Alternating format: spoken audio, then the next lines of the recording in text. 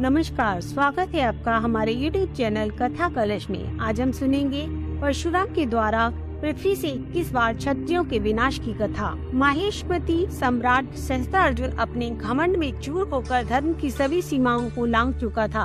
उसके अत्याचारों से जनता त्रस्त हो चुकी थी। उसने वेद पुराण और धार्मिक ग्रंथों को मिथ्या बताकर ब्राह्मणों का अपमान करना, ऋषियों के आश्रम को नष्ट करना, उनका अकारण वध करना, प्रजा पर निरंतर अत्याचार करना शुरू कर दिया था। ऐसे ही एक बार सहस्त्रार्जुन अपनी पूरी सेना के साथ जंगलों से होता हुआ जमदग्नि ऋषि के आश्रम में विश्राम करने के लिए पहुंचा। महर्षि जमदग्नि ने सहस्त्रबाहु को अपने आश्रम का मेहमान समझकर खूब सत्कार किया। ऋषि जमदग्नि के पास देवराज इंद्र से प्राप्त दिव्य गुणों वाली कामधेनु नामक चमत्कारी गाय थी। जमदग्नि ऋषि ने कामधेनु गाय की मदद से देखते ही देखते कुछ ही पलों में सहस्त्रार्जुन की पूरी सेना के लिए भोजन का प्रबंध कर दिया। कामधेनु गाय की ऐसी अद्भुत शक्तियों को देखकर सहस्त्रार्जुन के मन में उसे पाने की इच्छा जाग उठी।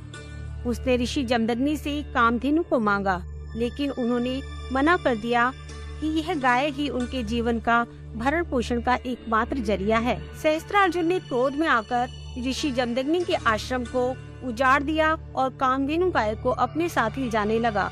लेकिन तभी कामधेनु सहस्त्रार्जुन के हाथों से छूटकर स्वर्ग की ओर चली गई। जब भगवान परशुराम अपने आश्रम पहुँचे तो अपने आश्रम को तहस नहस देखकर और अपने माता पिता की अपमान की बातें सुनकर क्रोध में आ गए और उन्होंने उसी वक्त सहस्त्रार्जुन और उसकी सेना का नाश करने का संकल्प लिया। परशुराम भगवान शिव द्वारा दिए गए महाशक्तिशाली फरसे को साथ लेकर सहस्त्रार्जुन के नगर माहेश्वती, जहां परशुराम और सहस्त्रार्जुन और उनकी सेना के बीच भयंकर युद्ध हुआ, जिसमें परशुराम ने अपने प्रचंड बल से सहस्त्रार्जुन की हजारों भुजाएं और धड़ फरसे से काटकर उनका वध कर दिया। सहस्त्रार्जुन के वध के बाद परशुराम अपने पिता जमदग्नि के आदेशानुसार प्रायश्चित करने के लिए तीर्थ यात्रा पर चले गए। लेकिन तभी मौका पाते ही सहस्त्रार्जुन के पुत्रों ने अपनी सहयोगी क्षत्रियों की मदद से ऋषि जमदग्नि का उन्हीं के आश्रम में सिर काटकर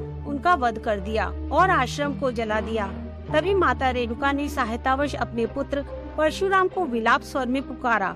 जब परशुराम माता की पुकार सुनकर आश्रम पहुँचे तो माता को विलाप करते देखा और पास ही में पिता का कटा सर देखा और उनके शरीर पर 21 घाव देखे तो परशुराम जी को बहुत क्रोध आया और उन्होंने शपथ ली कि वे हेहाय वंश का ही नहीं बल्कि समस्त क्षत्रिय वंशों का 21 बार संहार कर भूमि को क्षत्रिय विहीन कर देंगे। और भगवान परशुराम ने अपने इस संकल्प को पूरा भी किया, जिसका उल्लेख हमें विभिन्न पुराणों में भी मिलता है।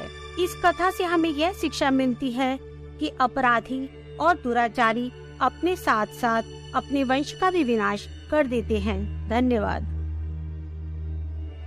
अगर आपको हमारी यह कथा पसंद आई है तो कृपया हमारे चैनल को लाइक करें, शेयर करें और सब्सक्राइब करें और बेल आइकन का बटन जरूर दबाएं ताकि जब हम अपनी नई कहानी लेकर आएं तो आपको पता चल जाए।